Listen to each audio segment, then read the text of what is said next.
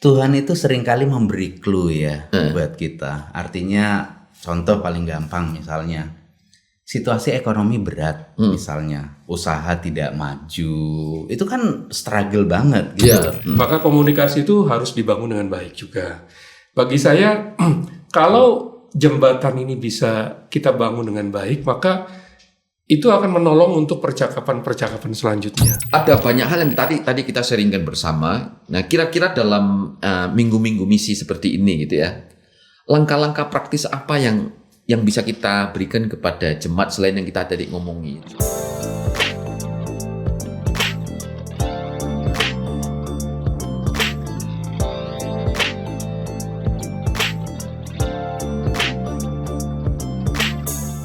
Salam jemaat yang dikasihi oleh Tuhan, kita bertemu kembali di podcast Bukti Buka Hati. Kita bersyukur dalam kesempatan ini saya kehadiran dua tamu yang selama ini berkecimpung di pelayanan dalam bidang misi gitu ya. Kita sambut kehadiran mereka yaitu Pendeta David sama Penginjil Luki. Apa kabar Pak? Ya, Puji baik, Tuhan, shalom. baik. Senang bisa berjumpa dalam podcast ini. Ya, terima kasih loh nih di tengah-tengah kesibukan pelayanan di bulan misi Anda bersedia menjadi tamu kami gitu ya. Spesial ini Boksu. Ya, diundang khusus rupanya ya. Terima kasih banyak sudah diundang. Nah, kita akan berbincang-bincang topik seputar misi dan pelayanan misi di gereja lah dalam lingkup ya Gloria gitu ya. Baik. Nah, selama ini kan Pak Luki sama Pak David ini kan banyak pelayanan ya, baik di YPAM ataupun katakanlah di misi bersama gitu ya. Iya. Nah, lalu di situ kan kita ini kan selalu berbicara soal topik-topik misi secara khusus di bulan ini gitu ya. Nah, dan kita mendorong jemaat itu supaya misi itu menjadi gaya hidup lah. Betul. Nah, kenapa harus demikian gitu? Ya, saya perlu mengatakan satu hal seperti ini bahwa misi itu bukan hanya dikerjakan oleh segelintir orang. Ya. Dalam hal ini misalkan di departemen misi atau di orang-orang tertentu saja. Tapi karena saya menyadari bahwa panggilan misi adalah panggilan untuk semua orang. Artinya semua jemaat harus terlibat. Oleh sebab itu biasanya di bulan-bulan seperti inilah kita menggugah kesadaran jemaat untuk ayo loh, ini kan tugas bareng-bareng, tugas bersama yang Tuhan berikan sendiri, maka perlu kita kerjakan. Nah, Itu sih kalau menurut Pak dasarnya. Luki gimana? Mungkin gini ya, kadang ada miskonsepsi. Artinya selama ini tidak menjustifikasi, tapi kadang-kadang jemaat itu berpikir misi itu tugas hamba Tuhan saja, majelis, departemen misi. Padahal kan dalam tanda petik DNA kita itu kan misi. Begitu Tuhan ngomong kamu menerima kuasa, kamu akan menjadi saksiku Yerusalem, Yudea, Samaria, ujung bumi. Nah, itu panggilan kita. Dan itu harus dihidupi. Nah, gaya hidup itu tadi, Boksu. Nah, biasanya kan kalau kita dengar istilah misi deh ya, kita kan nggak bisa lepas dengan satu idiom atau satu istilah yang lain itu misionari gitu ya. Nah, kalau kita ngomong misionari kan berarti kan kategori ini kan kelompok orang tertentu aja. Nah, saya ini bukan misionari, ya Dena, misalnya gitu ya. Nah, bagi jemaat tertentu. Nah, karena saya ini bukan misionari, lalu kita bicara soal misi sebagai gaya hidup, ini kan seperti gitu ya, ada satu tuntutan yang dalam tanda petik berlebihan untuk saya gitu kan, sebagai jemaat. Nah, bisa nggak dijelaskan kenapa ada persepsi yang demikian kira-kira gitu? Ya, bagi saya sih begini, bahwa sekali lagi memang ada orang-orang yang dipanggil khusus oleh Tuhan untuk pergi ke tempat-tempat yang jauh seperti yang kita kenal misionari-misionari seperti yang ada dalam sejarah maupun hari ini gitu. Tetapi bukan berarti bahwa panggilan itu melulu untuk mereka. Karena waktu Tuhan Yesus berkata dalam Amanat Agung, itu kan diberikan untuk semua orang. Pergilah. Perintah itu bukan hanya dikhususkan pada 1-2 orang tertentu, tapi kepada semua orang. Artinya kepada setiap orang yang memang menyadari bahwa misi itu adalah bagian yang Allah berikan. Oleh sebab itu perlu ada kesadaran bahwa saya berbagian di dalamnya. Dan ini adalah sebetulnya bukan sebuah tuntutan harusnya ya, tapi sebuah kesadaran bahwa saya menjadi mitra Allah dalam hal ini untuk membawa Injil.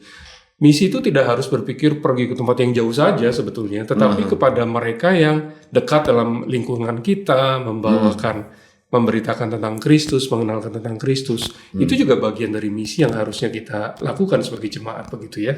Nah, kalau Pak Luki gimana memahaminya ini?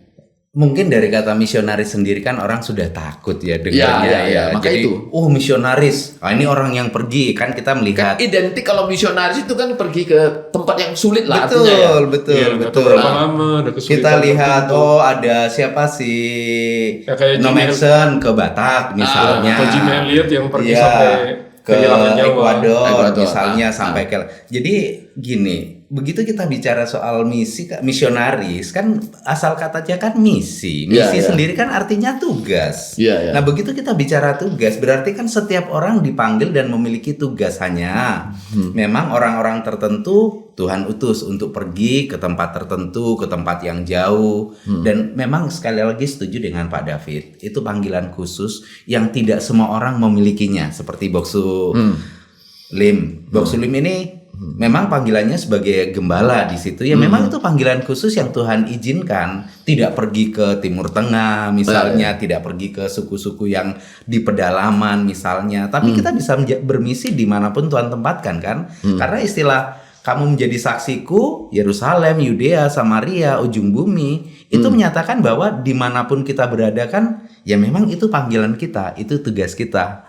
Ya, di dalam Matius 28 ya, 19-20 kan Yesus juga mengatakan, karena itu pergilah, jadikanlah semua bangsa muridku. Nah, ini kan perintah yang memang diberikan kepada gereja gitu ya, orang-orang percaya gitu kan. Nah, dalam konteks ini kita hidup ya, bukan sebagai misionari yang memang diutus jauh. Nah, dalam lingkungan kita sendiri gitu ya, dalam lingkungan kerja, lingkungan profesional kita masing-masing, dalam lingkungan sekolah ataupun keluarga. Nah, ini caranya yang simple gimana supaya kita ini tetap boleh menjalankan fungsi itu, dalam arti kata menjadi terang dan garam gitu ya. Penting sekali bagi kita untuk pertama-tama punya hati dulu gitu ya, bahwa kita tahu ini panggilan kita, ini gaya hidup kita. Karena kalau tanpa hati saya rasa tidak akan bisa memahami dan melakukan. Lalu langkah yang praktis yang saya bisa sampaikan adalah ya jalin persahabatan dengan orang-orang di sekitar kita. Kadang kita itu lebih cenderung bersahabat dengan orang yang sama, dengan orang yang gak berbeda. Padahal kita perlu melihat bahwa dunia ini kan sangat plural gitu ya, sangat kompleks. Maka kita perlu bersahabat dengan banyak orang. Nah, dari persahabatan itulah kita biasanya akan dibukakan pintu-pintu kesempatan oleh Tuhan untuk bisa masuk lewat berbagai cara, lewat berbagai situasi. Tapi intinya memang membangun persahabatan itu penting sebagai langkah yang awal untuk kita lakukan. Nah, kalau Pak Luki gimana memahaminya? Selain itu mungkin yang pertama ya, hati itu pasti sudah pasti. Karena memang hati Bapa itu kan bagi jiwa-jiwa pasti. Yang kedua kita mulai belajar untuk mendoakan ya. Meminta Tuhan memberikan waktu, kesempatan bagi kita untuk kita mulai melangkah keluar, berinteraksi. Ada dua hal sih.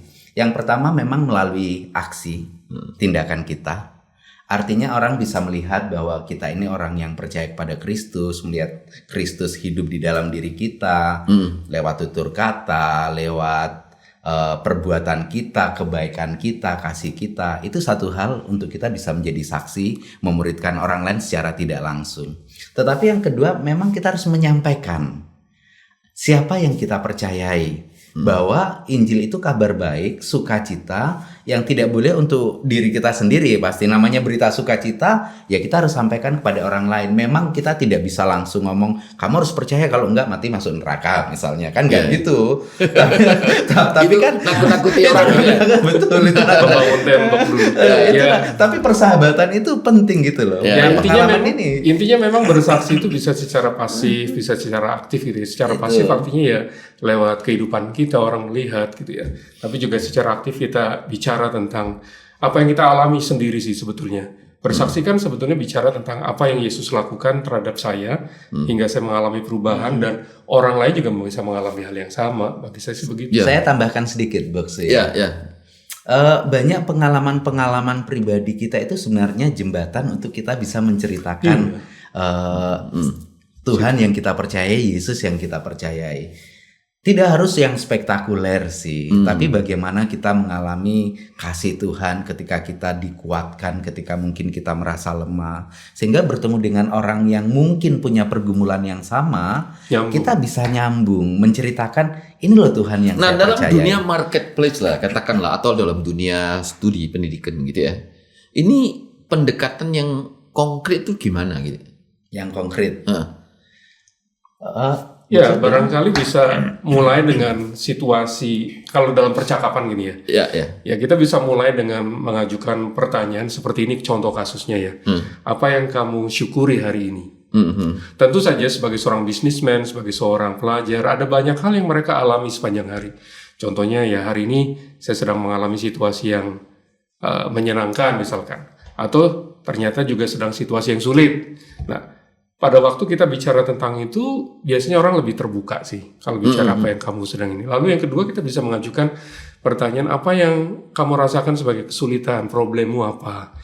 Nah, ini lebih masuk lagi untuk melihat pintu yang kita bisa gunakan. Katakanlah pada waktu seseorang sedang mengalami situasi, dia tertekan karena beban masalah, hutang dan lain-lain. Mungkin saja kita punya pengalaman yang sama dan kita bisa cerita, oh ya, saya juga pernah mengalami situasi yang mirip denganmu. Tapi ada satu hal yang membuat saya bisa mengalami anugerah Tuhan karena apa gitu. Nah, dalam dunia marketplace lah, ataupun dalam dunia studi sekarang itu kan struggle sangat tinggi anak-anak. Betul. Tuntutan belajar gitu ya. Betul. Untuk saat ini kan luar biasa kompleksnya gitu ya. Untuk mencapai katakanlah nilai atau angka tertentu. Nah, dalam dunia usaha juga kan sekarang ini kan nggak gampang gitu ya, sulit gitu ya, daya beli rendah. Nah kayak begini ini kita bagaimana tetap bisa survive untuk menjadi berkat atau menjadi terang dan garam gitu. Tuhan itu seringkali memberi clue ya buat kita. Artinya contoh paling gampang misalnya, situasi ekonomi berat, misalnya usaha tidak maju, itu kan struggle banget gitu loh. Nah, begitu hal seperti itu terjadi, pertama ya memang kita belajar untuk mengingatkan bahwa kita masih punya Tuhan yang pasti mampu untuk menolong kita, memberkati kita. Sekalipun itu bukan fokus utamanya, karena ketika kita bicara tentang misi, kita sedang berbicara tentang siapa Tuhan yang kita percayai yang harus menjadi Tuhan dan juru selamat. Tapi itu kan nanti menjadi jembatan untuk kemudian kita bisa memuridkan pelan-pelan, karena memang kita tidak bisa langsung memberikan obat kepada seseorang yang misalnya nih, kamu percaya Yesus seolah-olah semuanya akan terselesaikan semua problemnya. Enggak seperti itu. Jadi misal ya, kita ini pengalaman. Saya bertemu dengan orang yang struggle karena usahanya bangkrut ya, usahanya bangkrut. Saya hanya bisa ngomong, saya ada untuk doakan kamu. Kalau kamu punya masalah atau pokok-pokok doa, saya bisa doakan. Saya kadang WA atau telepon, gimana kondisi. Itu sentuhan-sentuhan yang kelihatannya biasa. Tapi itu ternyata bisa memberi dampak yang luar biasa karena orang merasa dikuatkan, orang merasa tidak sendiri. Nah, dari situ kemudian jalan untuk masuk ke dalam Injil itu bisa lebih jauh, Box. Nah, ini kan kita bicara soal orang yang bersangkutan gitu ya. Artinya kita bagaimana menolong dia, menopang dia kembali. Nah, misalnya dia itu sendiri adalah anak Tuhan yang kita bilang lu tetap harus menjadi saksi dan garam. Nah, dia sendiri struggle. Sedang struggle. Nah, ini gimana gini? Ya, bagi saya sih tetap mengingatkan tentang inti Injil. Injil kan berita sukacita gitu ya. Ada pengharapan bahwa sebagai orang, kalau dia orang percaya, orang Kristen katakan, saya nggak tahu apakah dia percaya dengan sungguh apa enggak, tapi ya dia sebut Tuhan saja lah Tuhan gitu ya. Makanya saya mengajak dia kembali untuk melihat bahwa hidup ini bukan melulu tentang kita gitu, tapi tentang Tuhan yang bekerja dalam segala situasi, dan mengingatkan dia kembali tentang hakikat Injil sebetulnya, bahwa ada pengharapan, ada Kristus yang sanggup untuk menolong, dan itu seharusnya menolong kita juga untuk belajar berharap sama Dia gitu. Ini cerita-cerita begini saya ingat satu peristiwa di dalam Alkitab ya. Itu dalam kitab Raja-Raja ketika Samaria sedang dikepung gitu loh. Lalu kan terjadi krisis loh. Jadi harga itu kan terjadi inflasi lah istilah kalau sekarang pakai istilah kerennya itu ya. Itu melonjaknya begitu luar biasa gitu ya. Tapi kan nggak tahu jalan keluarnya gimana gitu loh. Kelaparan gitu ya. Betul. Ya tiba-tiba kan orang kusta itu dia ngomong begini, kalau kita bertahan di sini ya mati. Keluar mati. Saya menyeberang ke kemahnya orang Aram, kalau ketangkep ya mati gitu ya. Betul. Akhirnya dia nekat, dia nyeberang. Betul. Waktu dia menyeberang itu, ternyata itu perkemahan orang Aram itu kosong. Lalu mereka menikmati. Yang menarik itu begini. Ketika mereka sudah mengumpulkan apa yang menjadi kerinduan atau hasrat mereka makan, bla bla, ngambil banyak pakaian dan juga banyak katakanlah harta gitu ya.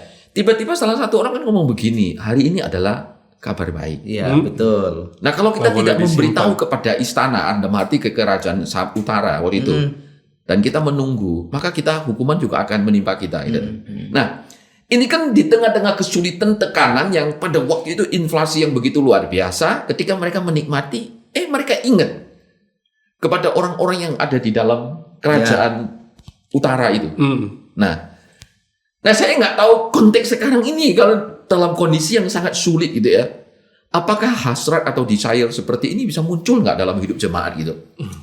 Nah, saya pikir bisa karena Allah tuh Allah yang sama gitu ya, yang bekerja sampai hari ini. Bisa saja situasinya berbeda. Tekanannya bisa saja berbeda, tapi cara Allah buat saya tetap sama, bahwa dia memelihara, dia menjaga, dan dia memberikan jalan keluar. Bukankah Rasul Paulus pernah mengatakan bahwa Allah itu memberikan sesuatu pencobaan tidak melampaui kekuatan kita, dan dia akan memberikan jalan keluar kan? Maka pada titik itulah kita perlu mengingat kembali barangkali. Kalau saya jadi dia, atau saya berjumpa dengan dia, saya akan menolong dia untuk mengingat apa yang Tuhan pernah lakukan, kebaikan apa, dan sampai sekarang tuh juga kita kalau hanya mengeluh saja nggak akan ada habis-habisnya gitu. Tapi kita perlu belajar melihat Tuhan. Dan tadi juga betul bahwa kebaikan itu jangan unjuk kita sendiri gitu ya. Tapi kita perlu berbagi. Bukan saja kebaikan tentang berkat, tapi juga tentang hal yang paling prinsip, yaitu kebenaran, Injil, keselamatan. Itu kan berkat yang melebihi segala sesuatu kan. Seperti itu sih. Bagaimana Pak? Pak Luki pernah punya pengalaman nggak orang dalam kondisi seperti itu akhirnya dia tetap bangkit dan ingat orang lain, kayak kurang lebih seperti cerita yang ada dalam Raja-Raja lah gitu? Mungkin konteksnya sedikit beda ya, karena pengalaman saya ini lebih ke personal ya, pendampingi istri Pak Lee. Istri saya ini kan up and down ya dalam pemikirannya. Artinya gini, dia merasa Tuhan itu kenapa sih? Saya ini kan sakit. Tuhan kalau mau dengan tongkat ajaibnya tanda petik mengubah bisa gitu loh. Tapi kok saya diizinkan untuk melewati proses ini harus sekian lama dan hari ini masih tetap bergumul, artinya belum kembali pulih seperti sedia kala. Saya hanya ngomong sama dia, Tuhan punya maksud dan rencana. Mungkin kamu bisa jadi berkat bagi orang lain. Ketika kamu ngobrol, cerita, kamu menyampaikan bagaimana Tuhan sudah menolong sejak awal sampai hari ini. Artinya betul, Tuhan yang menolong itu dari awal. Ketika mengizinkan sesuatu terjadi, dia itu nggak pernah tinggal diam kok. Dia ada bersama dengan kita. Hanya kadang-kadang memang waktunya Tuhan itu tidak sama dengan waktu kita. Kita pengen cepat, tapi Tuhan mungkin masih tarik ulur lah misalnya ini misalnya kayak gitu.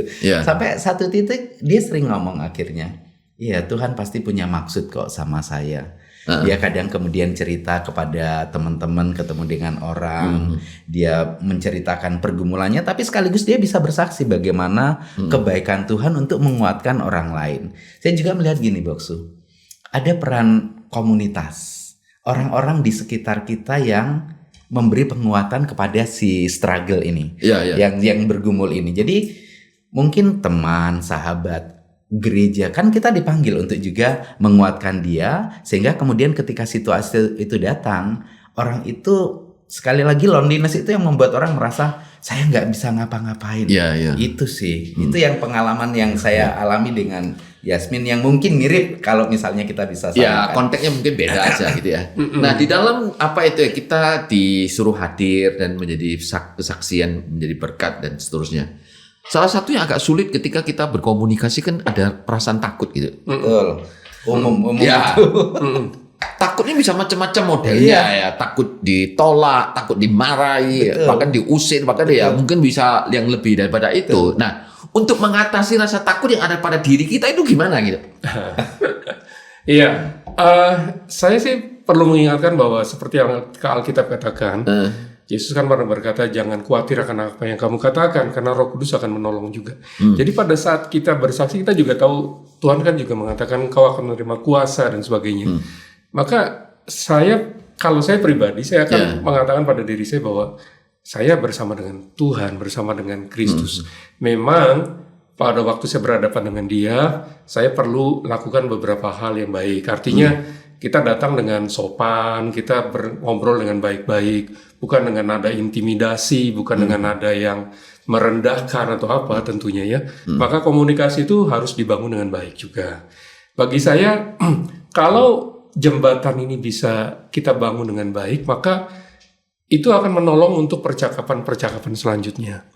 Juga bukan bagian kita untuk kemudian dia percaya atau tidak karena omongan saya, itu karena saya, bukan sih. Tapi itu karena Tuhan. Kalaupun kita ditolak hari itu, it's okay. Ya katakanlah dengan baik-baik, terima kasih, kita sudah boleh bercakap-cakap. Mungkin lain kali kalau jumpa kita bisa ngobrol lagi lebih jauh. Itu biasanya karena ketakutan, kita belum melangkah, kita sudah enggak. Itu gimana itu? Tapi memang itu banyak sekali terjadi sih, Baksu ya. Artinya kita bahkan bukan hanya jemaat loh, majelis, hamba Tuhan pun bergumul dengan. Oh iya, ada yang bertahun-tahun berani melangkah. Jadi ini pengalaman. Ketika kita mau bersaksi kan kita harus mulai membangun jembatannya dulu. Sebelum kita sampai ke intinya, kita membangun jembatan. Nah, ini perlu dilatih. Kita perlu belajar, kita perlu coba. Karena kalau kita tidak mulai mencoba dan melatih pasti sulit. Satu hal yang saya pelajari di dalam Alkitab ya. Belajar itu satu hal, tapi doa itu hal yang penting juga. Contoh, ketika Petrus ditangkap, kemudian dia dipenjara. Ketika dia keluar, itu di Kisah Rasul pasal 4. Doanya itu bukan minta untuk dibebaskan dari situasi yang buruk itu loh, tapi meminta keberanian supaya bisa menceritakan siapa Tuhan yang dia percayai. Saya rasa ini harus dikombin sih, Box. Artinya secara rohani kita terus belajar bertumbuh, tapi kita juga harus belajar, entah itu metode, kan banyak metode. Kita belajar metode, tapi kita juga bukan hanya memiliki pengetahuan. Problemnya adalah banyak orang punya pengetahuan banyak, tapi dia tidak berani melangkah karena problem tadi. Itu. Kadang-kadang kan ada sebagian berpikir begini, ya. Rasa takut ini muncul karena begini. Saya ini nggak keapian gitu loh. Artinya saya ini belum oke. Jadi tunggu saya api atau saya oke baru saya ngomong. Lah kamu kapan baik? Ya kamu sendiri tuh durung oke kok kamu berani ngomong itu gimana itu? Kan ada perasaan seperti itu juga gitu loh. Iya, terkadang memang muncul perasaan-perasaan seperti itu yang saya pikir wajar juga gitu ya. Tapi kita juga perlu mengingat bahwa kalau kita mau nunggu sampai kita selesai, sampai kita sempurna, nggak bakalan jadi sampai kapanpun. Nah, karena itu memang saya juga setuju ada komunitas yang akan menolong gitu ya. Bahwa kita itu nggak sendirian. Struggle saya seperti ini bukan sendirian, ada orang lain yang juga sama gitu ya. Dan kita bisa menolong lewat ini gitu ya. Di samping itu juga keberadaan orang-orang di sekitar kita itu menolong kita untuk memiliki keberanian bersama-sama gitu ya. Kami punya pengalaman, Baksu. Ini masih sedang proses sih. Kita coba melatih jemaat ya. Kita ajak untuk, memang ini keteladanan juga penting. Artinya mulai dari pemimpin, hamba Tuhan memberi contoh. Jadi kita ajak orang yang sedang struggle itu, ayo kita keluar, lihat contoh.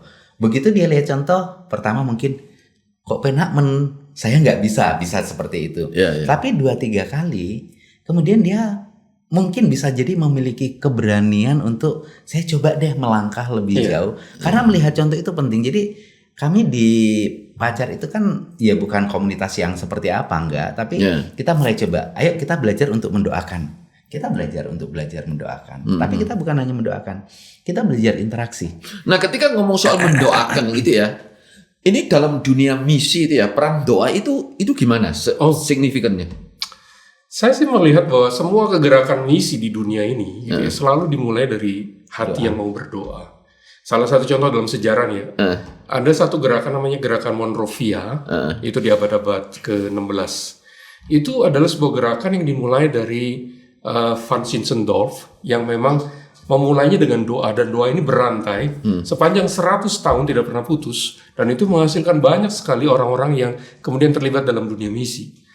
Paling tidak buat saya itu menjadi sebuah penanda bahwa memang doa itu penting untuk memulai sebuah ini. Doa apa? Doa untuk mencari kehendak Allah, doa untuk supaya kita disiapkan, doa supaya Allah juga bekerja melalui kita dan melalui gereja. Itu sangat penting sekali buat saya. Tanpa doa, saya pikir ini seperti ibaratnya dorong mobil yang mogok gitu ya. Sekuat apapun memang menjadi sulit sekali. Saya pikir itu sih yang saya bisa bayangkan. Gimana sebagai sebuah analogi. Pak Luki? Perjanjian Baru khususnya Kisah Para Rasul dipenuhi dengan doa ketika misi itu dimulai. Jadi sebelum bahkan Paulus sama Barnabas sebelum diutus juga dengan doa mereka. Bahkan kalau kita melihat Yesus ya, saya tidak tahu apakah out of context, tapi saya merasa sih sebelum Yesus memulai pelayanannya pun dia pergi ke padang gurun, Boksu. Saya rasa dia bukan hanya berpuasa, tapi itu waktu yang intim dengan Bapaknya. Kita tidak ada catatan apapun ya, tapi itu waktu untuk betul-betul ini loh saya dengan Tuhan. Paling tidak di Alkitab mengindikasikan beginilah ya, pagi-pagi sekali Yesus sudah Markus berdoa. Dalam banyak bagian lah istilahnya ya. Betul. Ketika Yesus memulai aktivitasnya pagi-pagi sekali dia sudah berdoa gitu ya. Nah, sangat banyak. Paulus apa segala, mereka semua dimulai dengan doa. Ya karena itu ada satu kutipan misi yang saya ingat sekali gitu, bahwa sejarah misi itu adalah sejarah tentang keberhasilan doa-doa yang dinaikkan pada Allah. Artinya memang memegang peran penting sekali. Betul. Dengan demikian boleh nggak kita saya ini berpendapat seperti ini. Berarti kan jemaat ini harus didorong terus untuk berdoa gitu ya.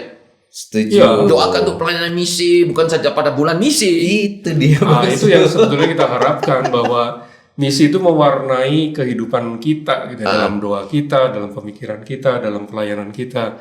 Bahkan even dalam misalkan saya sebagai seorang choir misalkan ya, paduan suara, maka saya juga bisa berpikir bahwa lewat paduan suara ini, lewat suara saya bisa memuliakan Tuhan, memberitakan Injil lewat pujian dan lain-lain. Itu kan juga sebuah pelayanan misi sebetulnya. Kadang-kadang kita itu ada satu kesan lah gitu ya. Loh ini kok doanya hanya bulan misi aja gitu lah. Itu jadi kan kita ini ya dalam tanda petik aktivis misi lah, yang terjun dalam dunia pelayanan misi gitu ya. Jadi kita hebohnya ya bulan itu aja. Setelah lewat bulan itu kerinduan hasrat berdoa itu juga nggak tampak gitu. Karena itu bagaimana mengedukasi mereka gitu. Harusnya memang menularkan ini sih ya. Memang teman-teman misi ini ya, sekali lagi mungkin harus dimulai dari teman-teman misi yang coba untuk ayo kita doa, mendorong jemaat, memberi contoh, membagikan pokok-pokok doa. Saya rasa banyak pokok-pokok doa yang bisa dibagikan kok. Jemaat yang setia berdoa pasti mau mendoakan misalnya WLB kita, pelayanan-pelayanan misi kita. Ada banyak yang bisa didoakan. Ya, artinya kalau mau melibatkan ini, bagi saya ini bukan pekerjaan 1-2 orang sekali lagi ya.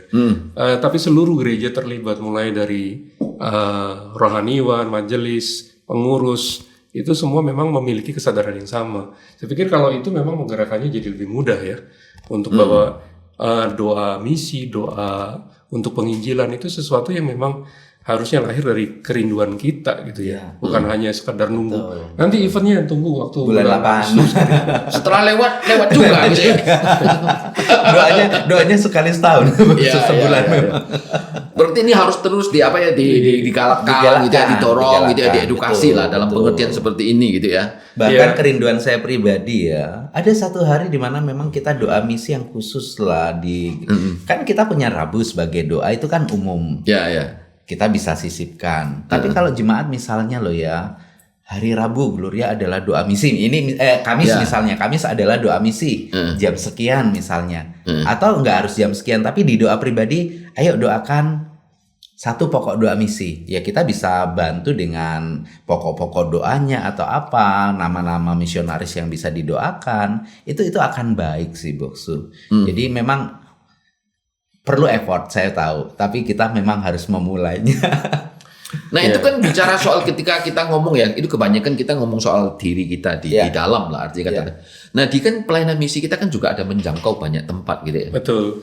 Nah sejauh mana perkembangannya yang bisa di-sharingkan gitu ya? Berapa titik yang kita coba lakukan lah gitu ya, secara umum gitu, secara global. Umum, ya kita ada di beberapa lokasi sih memang yang sedang kita fokuskan untuk pelayanan ini ya, seperti di Papua, lalu di Alor dan di beberapa tempat yang lain. Kita ada melakukan pelayanan lewat pelayanan anak misalkan ya. Kita mengajari anak-anak dan dari situ kita kemudian masukkan Injil bukan hanya untuk anak-anak tapi juga untuk orang tuanya nanti waktu mereka berinteraksi. Lalu kita juga ada pelayanan melalui pemberdayaan masyarakat gitu ya.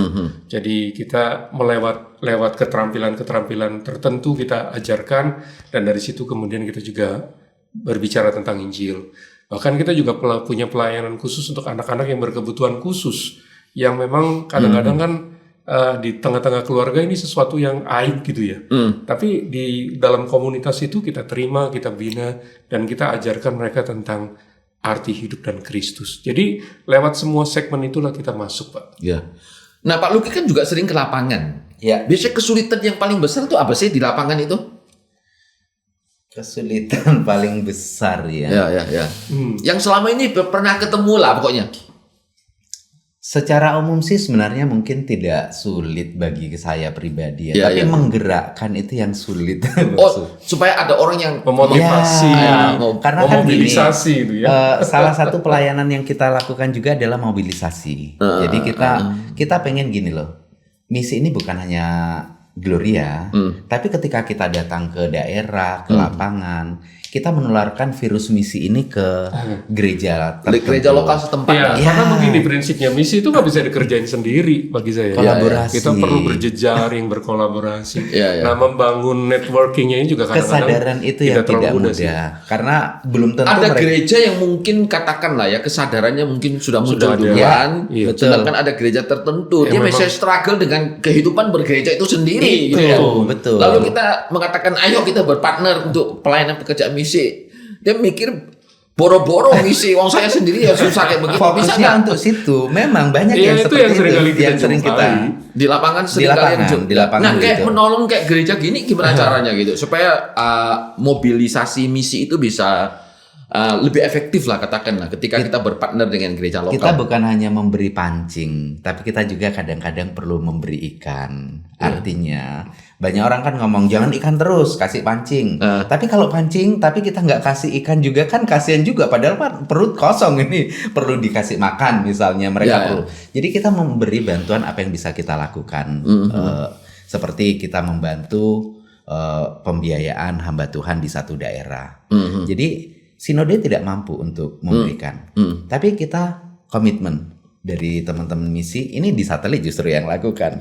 Ayo, ini ada 2 orang loh, mereka mau pelayanan, tapi Sinode nggak mampu untuk kasih nafkah. Ayo kita bantu. Gereja asal yang mengutus tidak punya kemampuan finansial yang cukup lah itu. Tapi kan kita punya. Kenapa kita tidak berbagian di situ? Dan memang di YPAM kan punya pelayanan yang memang membantu hamba Tuhan yang membutuhkan itu. Bahkan ini menjangkau sampai ke pedalaman. Jadi itu real nyata. Kita buat pelatihan misalnya. Kita datang, kita bukan hanya ini, tapi kita minta mereka untuk kamu punya apa? Kami juga punya apa? Kita kolaborasi. Jadi itu yang pelan-pelan kemudian yang kami lihat hari ini ya, yang kita mobilisasi itu mereka akhirnya punya kesadaran misi yang lebih baik. Ya, di samping itu juga kita memang lakukan pembinaan. Jadi kepada gereja-gereja tertentu ini ya kita ajarkan tentang wawasan misi, pandangan misi, dan juga mencoba mengingatkan mereka tentang hal ini. Jadi dua-dua kita jalankan, mengisi wawasan mereka, tapi juga menolong mereka melewati struggle-nya mereka itu sih, Pak. Nah ini kan apa itu ya? Ada banyak hal yang tadi kita sharingkan bersama. Nah kira-kira dalam minggu-minggu misi seperti ini gitu ya. Langkah-langkah praktis apa yang bisa kita berikan kepada jemaat selain yang kita tadi ngomongi supaya mereka juga bisa melangkah atau menghidupi dan mulailah katakanlah untuk mencoba gitu. Ya paling tidak buat saya ada beberapa hal yang bisa jemaat pikirkan dan lakukan. Pertama tentu saja belajar menyadari bahwa ini panggilan yang melekat dalam kehidupan kita sebagai jemaat. Kedua, kemudian terlibatlah di dalam pelayanan. Dalam hal ini kita sebagai anggota gereja di tempat gereja masing-masing ada definisi gitu ya. Bertanyalah apa yang bisa dikerjakan, dan saya rasa setiap teman-teman di definisi pasti akan cukup senang untuk memberitahukan apa yang bisa dikerjakan. Kemudian yang kedua, mulailah bertindak. Sekecil apapun yang bisa kita lakukan. Kita bisa lakukan dengan berdoa, kita bisa lakukan dengan pergi ke orang-orang yang terdekat, kita bisa lakukan juga misalkan dengan memberikan sesuatu yang dibutuhkan. Kadang-kadang dalam bulan misi ini juga kan ada bakti-bakti sosial dan sebagainya. Itu juga sebuah kesempatan bagi kita gitu ya. Tapi yang pasti mulailah, jangan diam. Terutama dalam konteks keluarga itu langkah praktisnya apa sih? Kami di GDG kami kemarin kami bahas itu, karena kan itu kan apa tantangan di dalam tulisan ringkasan khotbah itu ya. Jadi kami membahas gini, ada orang-orang yang bersemangat, tetapi mereka tidak punya tools untuk bagaimana mereka melakukan. Kita perlu mempersiapkan itu dengan melatih mereka.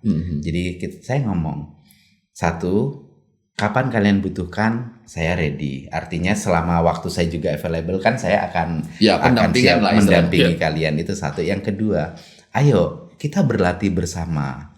Mulai dengan latihan sederhana. Ada teori yang bisa kita pelajari, tapi juga kita harus mempraktekkan. Kalau itu bisa kita lakukan, mungkin pelayanan kita akan Tuhan pakai lebih luar biasa lagi. Jadi harus ada, memang aksi itu yang paling penting, Boksu. Pengalaman-pengalaman mereka itu yang kemudian mendorong, oh iya ya ternyata Tuhan bisa pakai saya ya.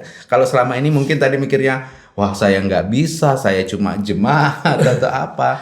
Tapi begitu ada pengalaman itu menolong. Saya terpikir tentang salah satu pengalaman dari satu orang yang saya dampingi pada waktu pelatihan penginjilan seperti ini.